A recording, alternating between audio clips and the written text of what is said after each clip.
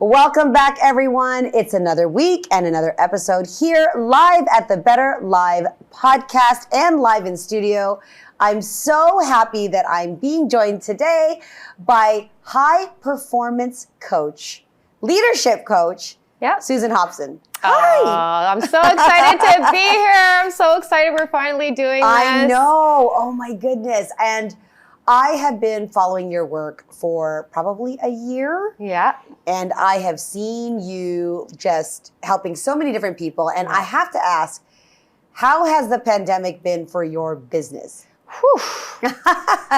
Well, I've been, my classic line throughout this whole experience of disruption that none of us has escaped globally has been that, my core belief is that adversity is just the opportunity for growth, just dressed up in disguise as adversity. So when we first went into lockdowns and homeschooling and all of that, I just basically pivoted my sights onto what I could control. And I knew, that we had a lot that we could do to serve people during this disruption. From a mindset perspective, I feel like that's where everybody got challenged the most. So I guess the experience for me was I didn't realize I was going to go back into a startup mode in my business, but that's exactly what happened. We kind of all just went, down to work, got super focused on how we could kind of spread the ripple effect in terms of our offerings. We launched 10 different programs. Wow. Over the pandemic. And so, I think the silver lining of all of this has been we all got sent home and forced to the sidelines. We were stepping off that, hamster wheel in terms of the go lifestyle of a high achiever.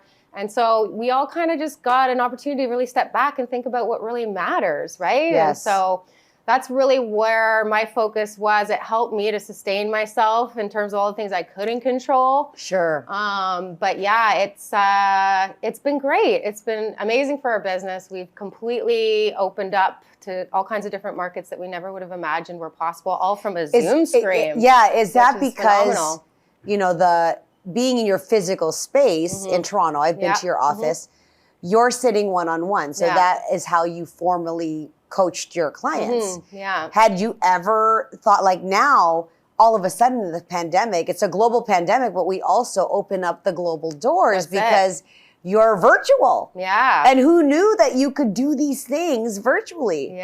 So now are you in multiple countries? Are you accepting clients in different cities? Yeah, we're across the globe. We're working with people all over North America, South America, Europe, Australia. Yeah, it's just that the ripple effect has spread far and wide over the last couple of years of all of this. But thanks to technology. Absolutely. So when I think about, I understand high performance and then there's leadership. How do you teach? Can you teach someone to be a high performer, or are they coming to you as a high performer, learning how to become a leader?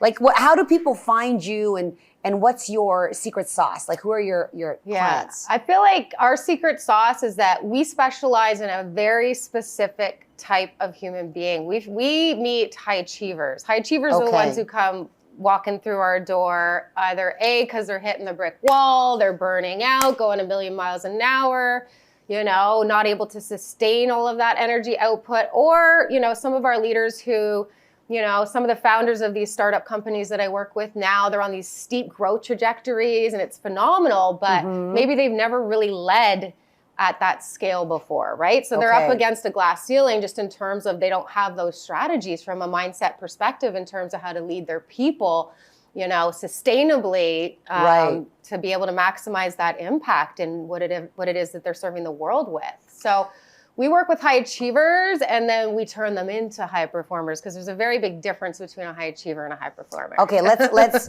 words are so important in these distinctions. So what is the difference between a high achiever and a high performer? Coming from, your experience. Yeah, a high achiever is classically somebody who runs on deficit strategies. So what that means is their mindset is hardwired to believe that they have to go outside of themselves to get what they need to feel inside of themselves, right? To be able to show up in a peak state. Okay. Whereas a high performer is intrinsically, hardwired and motivated in terms of where they resource all that they need to play their biggest impact game sustainably until the rocking chair. Okay. So the big difference is the high achiever, it's like, it's oftentimes coming from a pretty deep deficit of self-worth where they feel like they have to hit the ground running every day because they're completely... So it's almost like they need to prove something to someone. That's it. Like that classic A-type perfectionist, people pleaser, the type who's like, got to go out and hit the ground running. I have some clients like that. Yes, I had a feeling you might be able to relate to some of that. I'm sure you have clients like that. I mean, this really is what I always say. It takes a high achiever to coach a high achiever. Okay. That's why I created my process to specifically help high achievers, is because I've completely walked in their shoes. I know exactly what that's like. And I just think most people out there would never believe you if you told them that that's what's hiding behind the gates of these people in their mindset. Most people see them as having it all together and they're totally confident and right, but it's like it's a false presentation of self, right? Isn't that most of social media kind of maybe? Well, it just depends on how you're showing up in social media and your relationship to it. Sure. But I feel like we could do a whole other side totally. note on We should do that. So listen, for the benefit of the audience and those who are new to you and your brand, they need to know. I would love you to just freely brag about yourself. Tell them about your accomplishments and how you got into this, like a little bit about the journey to where you are now. So I feel like that's what I was referring to a second ago. It takes a higher achiever to coach one, in my humble opinion. Yes. So that really was how I stumbled upon this game-changing mindset intel myself. I was a little girl growing up in Mississauga playing hockey. Oh, you weren't playing any kind of hockey, my dear. Yeah. Go ahead and share with people what you were doing, because you are, not even were, present tense, you are a high performer. Mm-hmm. Have you always had that in you? I feel like that's a question I get asked a lot. And I have to say, like, when I talk about this, I say, I woke up at 8 and I knew I wanted to be the best. Okay. Like, I think most 8-year-olds, kind of do. I've got a 10-year-old, so I could speak to this a little bit. Yeah. But, and she's amazingly gifted and creative. I've met her. Thank you. I feel like, that's how we start off, full of sass and intuition, and we know who we are, and we just want to celebrate that to our highest good, right? Like, that's what our girls are about at this age and stage of life. But when I set my sights on hockey and I got into the conditions of a competitive environment, that's where my mindset started to get hardwired to believe, like that I had to control the external results in order to actually be able to go places with my sport, So like, and you went places with your sport. Yeah. And please share with our audience your credentials. Where did you go to school that you're able to like coach some of I know you can't talk about your clients, but you coach some extremely top people, high level people. Yeah. So I basically, I said I wanted to play in the NHL. I was quickly told I was a girl and I couldn't do that. So I set my sights on what I was told I could do at that time. I grew up in the 80s, right? So we weren't even in the Olympics at that point yet. So at that point, the pinnacle was to get the best education I could out of my hockey, right? So I set my sights, of course, wanted to be the best on the Ivy Leagues. Yeah. And was fortunate enough to get recruited down to the States to a prestigious boarding school at 14 in preparation for making it to the Ivy Leagues. And I was recruited to play at Princeton for 4 years, where I first kind of got exposed to this high level mindset intel. Like, you really step behind those Ivy League gates. And I quickly was able to calibrate that these people know something I don't know. Like, growing up. So when you insert yourself in that environment, like when you're around other people and in an Ivy League school, they're Princeton educated, like, did your game rise? Like, can you feel the difference between going from this social circle or educational circle to Princeton? Well, what was the key difference? I describe it like this. I went from being a big fish in a small pond to a little minnow in the ocean. Like, overnight, I stepped on that campus my freshman year and I knew I wasn't in Kansas anymore. I was like one of the top hockey recruits in the world, getting all the ice time, scoring all the goals, heavily recruited, and then all of a sudden I'm bench rider of the century because I got to earn my spot competing with the best athletes on the planet and having to raise my hand in classes full of the world's smartest kids. So I was like... They always say, be the dumbest person in the room, right? Yeah. You know you're in the right place. I honestly, I had to hit the brick wall like all of my clients do. High achievers, we classically don't kind of start looking for how we can, learn a little bit and do a little better. Yeah. It takes pain to be that leverage for our growth and that catalyst to awakening us to more of our potential. So...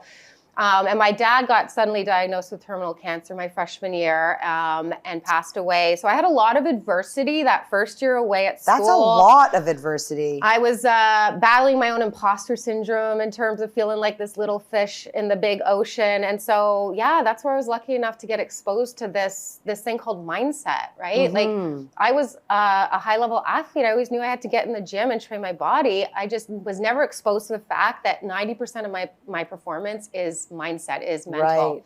And once I started training that and learning about what I teach now, I had this crazy overnight experience where, I went from bench rider of the century my first year getting C's and D's for the first time in my life in the classroom, which was very shocking. Did that mortify you? Well, yeah. I mean, that's why I was like this close to the eject button, because high achievers, they don't know how to handle going from, being top of class to mediocre. To being the back of the pack. Right, it's a major blow to their self-confidence, their self-esteem, their self-motivation. Sure. All of that was in a tailspin. And so when I learned about how to make my strategies intrinsically based, where I could control them no matter where I was, no matter how stakes the environment or the pressure or the competition, I knew where to go inside of myself to turn those things on like a switch. And so I went from those experiences of my freshman year to being one of the leading scorers on the top lineup on the national dean's list my second year. So it was that moment where I kind of got it. I was like, okay, so this is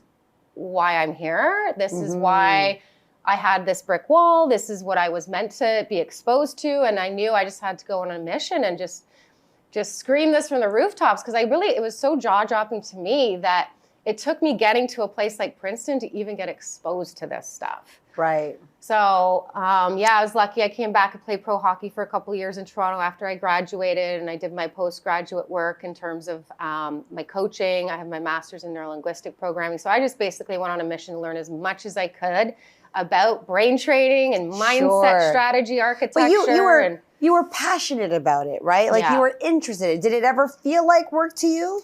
Honestly, that's the ticket, right? It's like when you come from a space and place of being in alignment with who you are, what you're made of, what you're most passionate about, like when you're really seriously in alignment, that opens you up to be able to work in flow. So it's never really, it feels like a hockey game to me, to be honest with you. I love it. And you love the sport.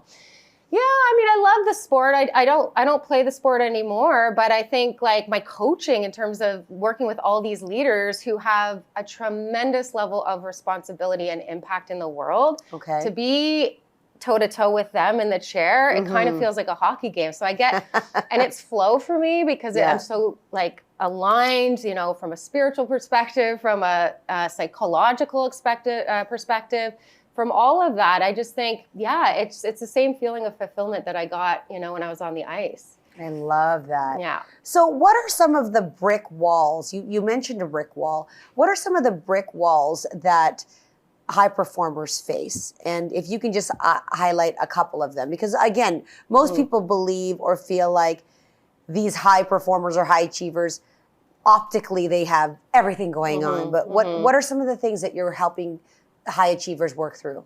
So I think some of the most classic reasons these people kind of come through my door, pick up the phone and call me, is they have some sort of a drastic health diagnosis. So high achievers classically are all and nothingers, right? So they're pedal to the metal on work, and they like disproportionately focus so much intensity on work that they often leave themselves on the back burner. So that can manifest in health issues. It can manifest in, marriage issues or issues in terms of their kids not having great relationships with them. So relationships. So there is a tie between your personal life and your professional life. Oh, 1000%. Okay, I want to hear more about that. I want to hear more about that. Okay, so how do you help them overcome? I mean, this is they hire you for this, but what are some simple steps that you can that you can help somebody with?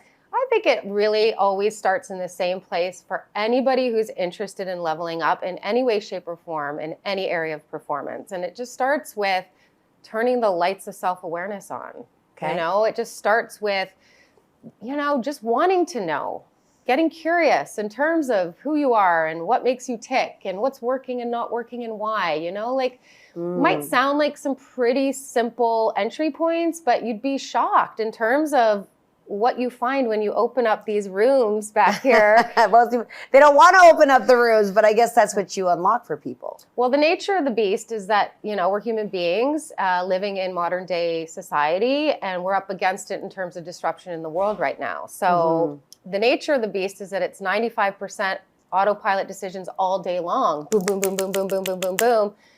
Coming from this deeply subconscious place that you don't understand unless you've done that deeper excavation and that deeper look at yourself and your strategies and your mindset. So I think that's the starting point, right? Especially for a high achiever. A high achiever is not a super self-aware person. They're such external locus of control people, right? That's what makes them tick. A high performer is, your context of a high performer is aware, correct? Yeah, it's more of a positive spin, is that correct? Well, high performers inside out rather than outside in.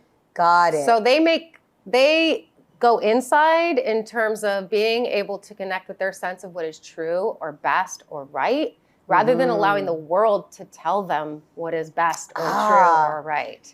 Well, let's focus a little bit on that mindset piece, because I mean, mindset is such a buzzword, right? What is it that has people, like, is the mindset shaped? You majored in psychology, right?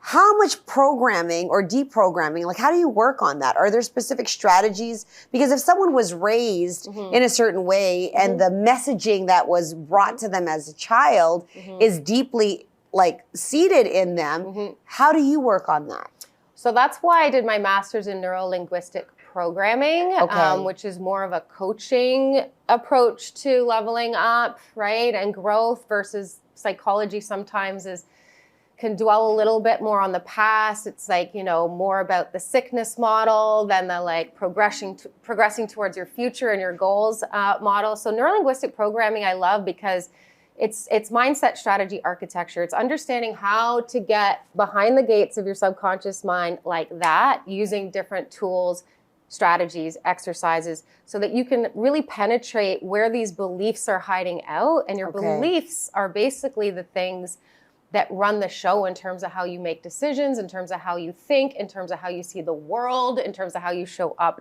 in the world and relate to the world. So that's how I work, is using these, you know, neuro-linguistic programming exercises and strategies to be able to really get into the pockets of people's experience where those broken deficit strategies are hanging out. Wow. And is that, and you're not a therapist, but it sounds like you're asking thoughtful questions and then you're guiding them to making different decisions. Is it behavioral based? So beliefs are what control or release our emotions, and our emotions are what impact the decisions that we make, right? In terms of how we show up and behave. So that's mindset, right? As you work on the beliefs, then you can change the way people feel about certain choices, then you can propel them towards making higher quality decisions. So what's your definition or context of emotional intelligence? Yeah, well, this is at the crux of our work, right? Emotional intelligence is really being in tune to what somebody is feeling, so that you understand the meaning behind what somebody's trying to communicate or trying not to communicate. Okay. Because only 7% of communication is actually the words that we speak and what we say, right? The other 93% is, 55% is our body language, 38% is our vocal tonality, the inflection and energy in our voice. Do you teach people their body language and to mind those cues as well, when of their own, and as well when they're like in front of other people, like being conscious of their impact? Yeah, I mean, that's everything I do with my leaders and executives. These people stand at the front of the room and they are responsible for communicating to their people, right? These really important messages that they need to have max impact in those moments, right? So that their people go out the door with the right feelings associated to the decisions they're being asked to make. So that's why I specialize in the subconscious mind, is because that's where all that 93% of communication comes from, right? It comes from the subconscious level. So as long as you can teach somebody how to think strategically, which is what we do, in terms of how to architect those strategies in terms of their beliefs, then you can trust how they're going to behave or what they're going to say, because that emotion is just it's going to carry the message, right? Right. So how does one be mindful that they're not burning out? Like, what are there some things that we can watch for to not burn out? And because I feel like we're almost at the verge of burning out all the time. I mean, I have to come see you, obviously, but tell me about that. I think it's more rampant today than it's ever been, because what happens in the human brain when you're up against disruption of any kind is that it triggers the amygdala, right? Which is that primal part of our brain that's responsible for fight or flight. Right. And so I think because of that fact, burnout is more rampant than it's ever been, right? So I think the first starting point is, like I said, you just gotta pump the brakes, and you gotta turn the lights of self-awareness on, and you gotta learn to practice that emotional intelligence on yourself. The reason why we have emotions as human beings is that our emotions are how our brain communicates to our body what it is that we need. And if we don't get that message, we don't know how to be, in tune to that or to interpret what that is, right, then of course we're gonna run deficit in terms of our ability to sustain ourselves. How do you feel about a morning routine or evening routine? How important are routines in our success in business? Well, because of the nature of the beast, I referred to a second ago, 95%, bam, bam, bam, bam, bam, bam, all day long, right? I think routines make a high performer's world go round. Okay? Because routines and habits are things that are predictable, right? Because you've taken the time to discipline and hardwire that on a subconscious level, your autopilot's gonna take care of those really important, crucial things that you need to impact on the daily, on the weekly, on the monthly, whatever. Do you have a morning routine? Yeah, I mean, of course. What does it kind of consist of? Like, what are the things you have to do? Non-negotiables for me in the morning is, like, the first thing I do is meditate.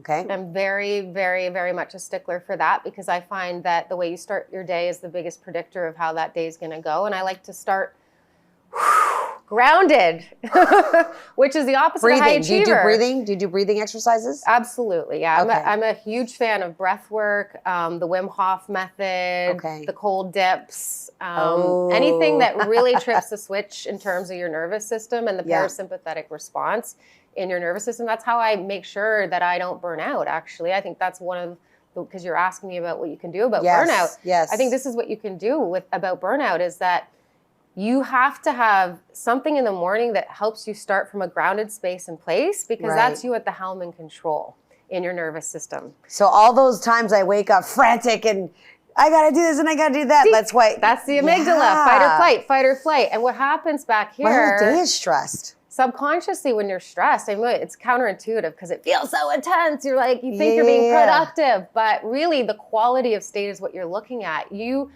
start to lose resources subconsciously when you go into a stress response. Whereas, like, if you're calm and grounded, that's like, imagine your brain being open and resourceful and receptive. Love that. So I'm a big stickler for the morning routine being meditation and some intention setting, because I like to be intentional about what it is I'm actually going to focus on that day. I know that it's so finite, my conscious awareness, that I like to set that in motion in the right direction towards the things that I care about.